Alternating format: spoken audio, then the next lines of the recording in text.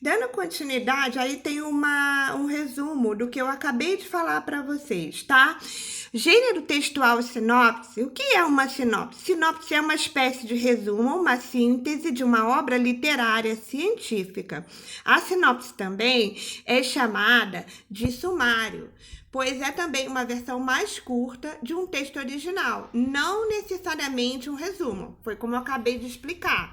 Ele não é um resumo, mas ele se faz necessário para que se torne atraente a obra da qual o livro você vai escolher para ler, né? E na sinopse existem umas regrinhas que vocês vão conhecer agora, ó.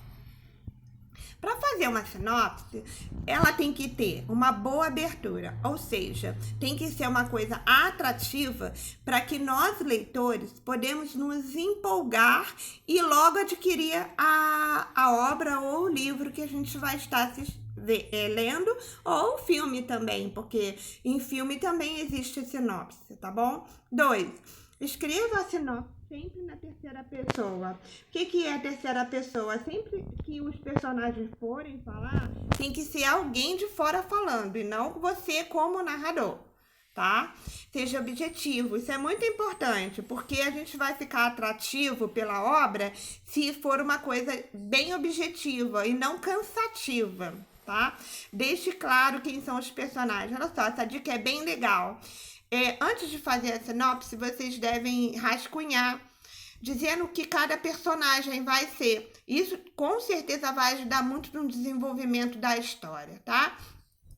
E depois também, quando vocês forem falar sobre a trama, é muito importante que tenha uma sequência. Lembra que eu falei sobre produção textual? Que vocês têm que ter início, meio e fim da história? Então, eu não posso começar falando uma coisa, no meio da história inserir outra, e no fim tá falando de outra coisa que não tem nada a ver. Então, tome muito cuidado para não repetir pronomes, para não repetir palavras, usar a pontuação correta, tá? Então, repetindo, só para recapitular, a sinopse não é um resumo, ok? Como eu já tinha falado com vocês, é apenas uma síntese de uma obra, pode ser literária ou científica, não importa, tá bem?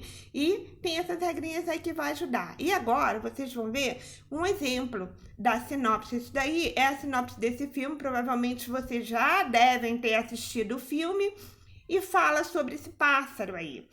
É um breve resumo, né, no caso, dessa história. Eu, particularmente, fiquei bastante interessada em assistir o filme. Só lendo essa sinopse aí, eu já fiquei bastante interessada.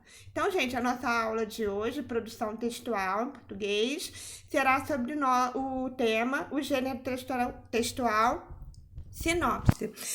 Bom estudo e que vocês façam tudo bem direitinho, tá bem? Até amanhã, gente. Beijinho, tchau!